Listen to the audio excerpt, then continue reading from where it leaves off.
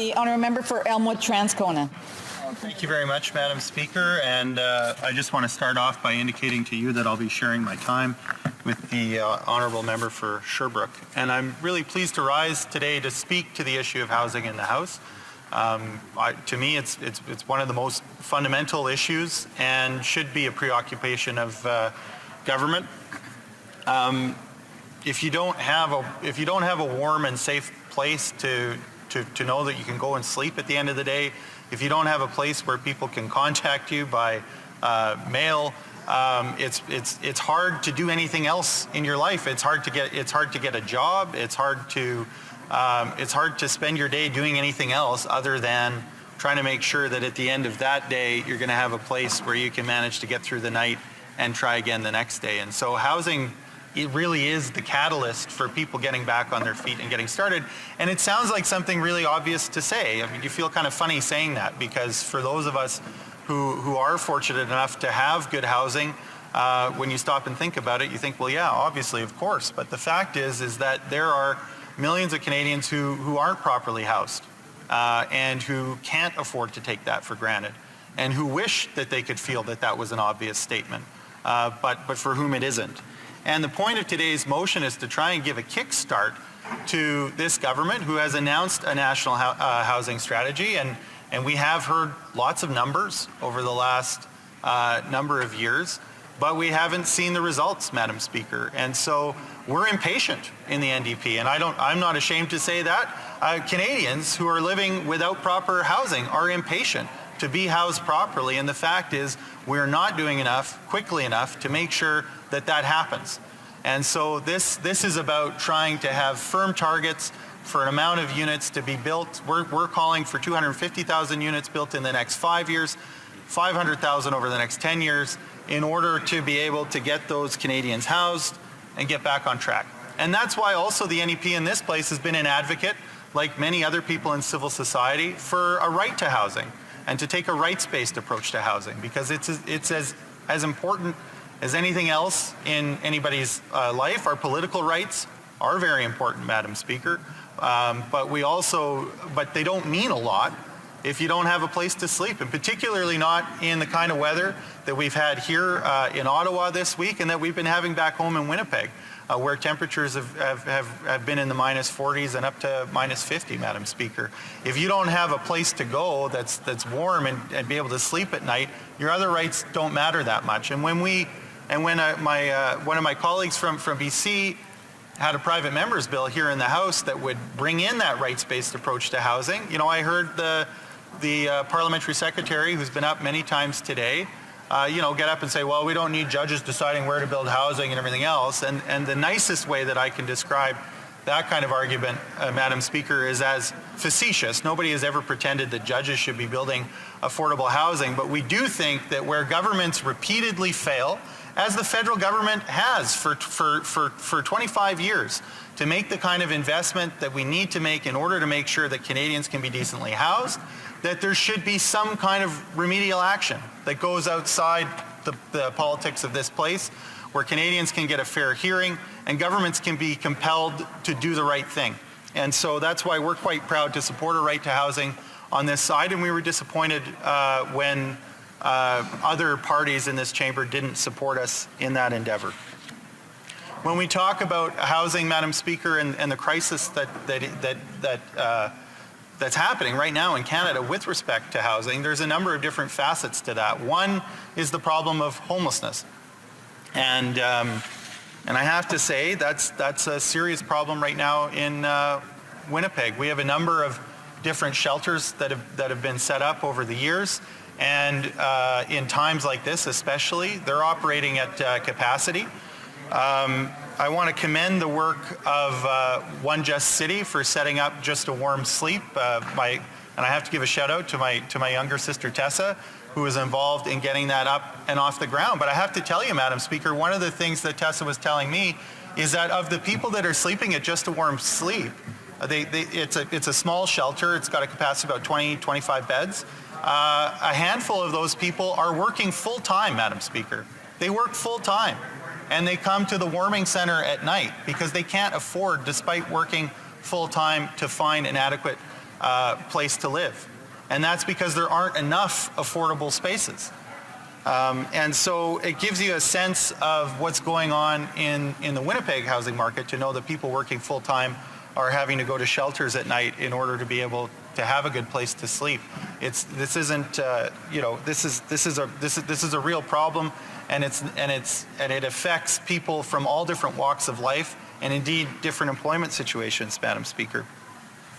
I want to talk a little bit about a housing co-op in my riding, the Columbus Housing Co-op. We were looking after the election, because there were a lot of promises made by the Liberal government in the election, to some leadership and some answers for this co-op on two fronts, Madam Speaker. The Columbus Housing Co-op has faced a lot of problems because they're situated on a riverbank. That riverbank is eroding, and residents are fearful for the integrity of their building over time. They haven't had great response from the municipal government or the provincial government, and the hope was that, because if there is significant new money for housing, and the Liberals have said that they want to provide that and they're going to help fix up places. The irony for these people is that if their roof were leaking and that was jeopardizing their building, they might be able to access funds.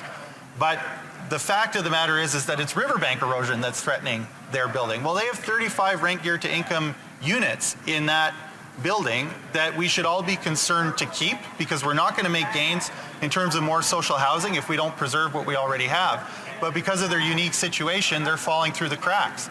So I've asked various levels of government, including the federal government, to give consideration to the idea that they would be able to access the renovation fund in order to do riverbank work, not just work on the roof itself, in order to preserve those units. But so far, we haven't been able to achieve that, and that's a disappointment for them.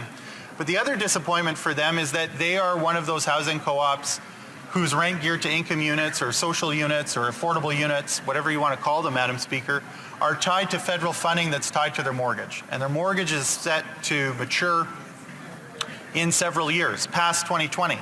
And we heard for some time, we heard in the election when we were talking about the problem of operating agreements expiring and that funding leaving, and then affordable units having to be surrendered or put up to market rent, with all that entails for the people living in them who can't afford those rents. But we haven't got a solution to that, Madam Speaker. We got a temporary Band-Aid from this government in the National Housing Strategy that's going to take us to March 2020, which is kind of an extension of those agreements. But 3 years into this Parliament, I think Canadians, and certainly residents of Columbus Co-op, expected that we would already know what the long-term and lasting solution is for those buildings in order to be able to preserve those social units for the sake of the people living in them, and also so that we can preserve them in order to build on that base of social units that exists in order to ultimately increase and expand the amount of social housing that exists. But we didn't see that, and it's an important failing, I think, of the housing strategy so far, that this co-op doesn't have the help it needs, and it doesn't have the certainty that it needs in its medium-term forecast, Madam Speaker. There was an announcement in my riding recently under the National Housing Strategy, and I'm glad for the investment, as many people in Northeast Winnipeg would be, but it's a challenge to somebody who really believes that there's a crisis and we need to increase our social housing stock when you hear that announcement, because that announcement was about rental units in a new development. And in the government press release, it said that this funding that they were announcing would be contingent upon the company setting rents at 30% of the median household income. Well, the median household income is about $69,000 a year. If you take 30% of that and divvy it up over 12 months, that would mean that the owner of the building could charge rents as high as $1,700 a month. And while I know that there are middle-class families that are struggling to find affordable housing, there's a real urgency to kickstart the building of social housing. And so in terms of the announcement that we've seen, I'm not confident that it goes to the area of highest need. I know we need to do many things at once, but I sure hope that the National Housing Strategy isn't just about offering some money to developers to marginally lower their rent so that they can talk big numbers like $40 billion, when actually they're only spending $10 billion, and actually 80% of that comes after the next election. And we've heard recently in the Toronto Star that the government is willing to have some fun with numbers, Madam Speaker. And so I think it's really important that we put an emphasis on social housing, that we preserve units like are at Columbus Co-op, and that we serve our homeless population who are in desperate need of a roof over their head so that they can get on with the other important things in their life. Thank you, Madam Speaker. And comments. The Honourable Parliamentary Secretary to the Minister, to the President of the Treasury Board.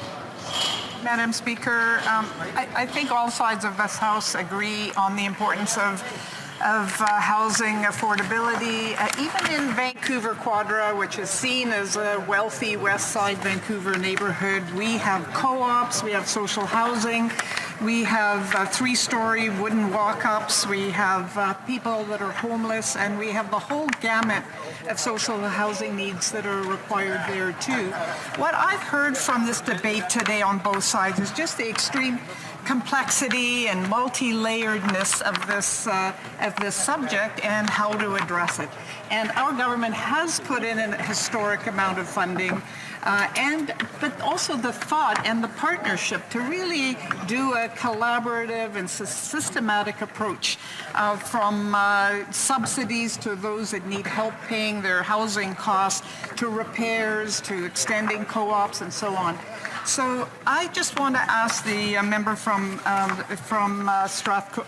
Elmore Strathcona, why would his party put forward a motion that is so narrowly focused on creating units of affordable housing? Like, that is so narrowly focused, even if the motion didn't say that the government is failing, which we know the government is not. I couldn't support a motion that was just focused on one aspect of this incredibly complex, multifaceted requirement to support people in having access to affordable housing. For Elmwood Transcona.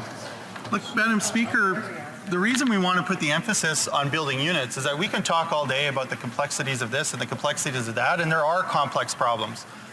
But at the end of the day, you have to boil it down and say, we're not going to house people in Canada if we're not building units. And the problem with the National Housing Strategy is that it fetishizes complexity as an excuse to do nothing, Madam Speaker, and certainly not do enough and not do it quick enough.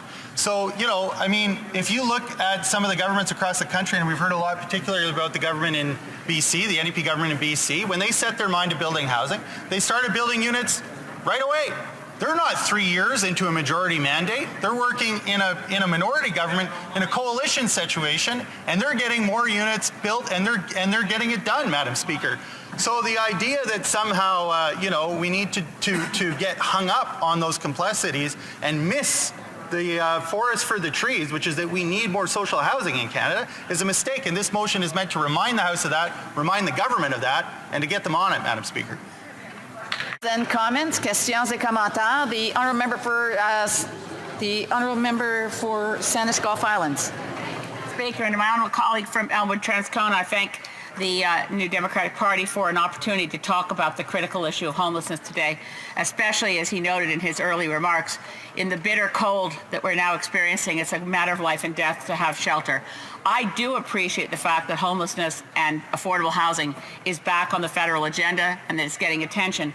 I wanted to, although it's not immediately the question before us today, I have a lot of residents in my riding who are not critically impoverished at the level that they're homeless, but they are about to become homeless as they age, as they look for affordable housing. If they sell the home they're in where I live, it looks like they're millionaires, but there's no place to move. We really need affordable housing for seniors who are middle income. And I know that's not the direct import of today's debate, but I wonder if he has any thoughts on that critical need. The honourable member for Elmwood Transcona. Well, that's absolutely true. And in fact, I was talking earlier about Columbus Housing Co-op, which is in Elmwood, and 35 of the 70 units in that building are rent geared to income units, but the other ones are market rent, essentially. And we held a seniors town hall in my riding back in the fall, and one of the things we heard was that seniors are facing a real challenge, particularly at the time that they're thinking about transitioning from their family home into other living spaces. and the member's quite right that they might have a lot of equity in their home, but if they're still in the same housing market, then that equity gets used up very quickly just to secure another place to live. And so we want to see some quicker action from this government. They found $4.5 billion overnight to buy a pipeline, not build a new pipeline, to buy one that already existed. And what we're saying is if they put the same amount of effort and concentration into building housing in this country, we'd be going a lot faster, which is appropriate because we need to be responding to a crisis, not getting around to it in 10 years, Madam Speaker.